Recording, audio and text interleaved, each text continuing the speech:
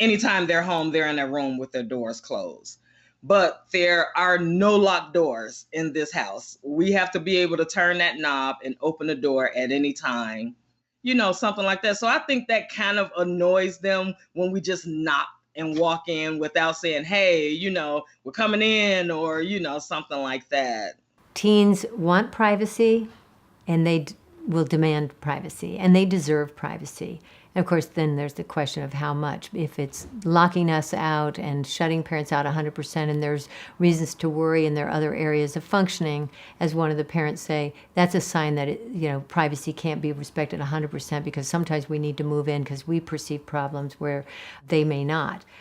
However, let's start with the default setting of we need to give them more privacy. They're developing their new selves, and the way they do this is keeping things more private, not talking about everything that goes on at school or with friends or their thoughts. It's almost like they need to get this up and running new kind of system within, and if people mess with that too much, especially parents, it's not as easy to start to develop that fledgling self.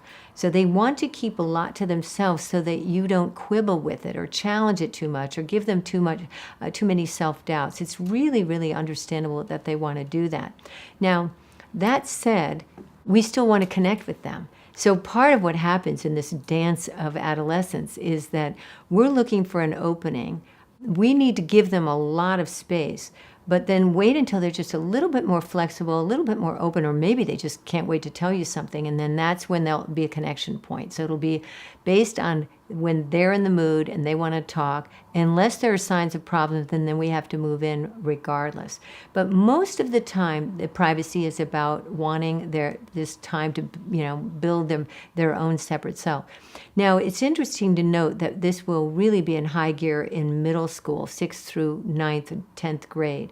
There's something called rapprochement, big word, in developmental psychology that refers to the fact that they're getting really comfortable with that new software system by about age 16. They've been working on this for about 5 years, and they just get more comfortable in their skin.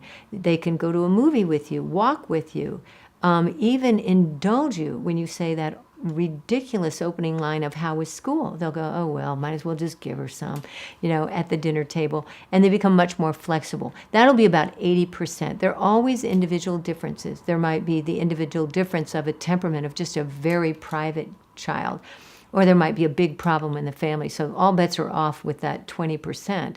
But what's beautiful about this is that if you play your cards right and be patient with the privacy routine for several years, you'll just see this wonderful easing up of that by the last couple of years of high school.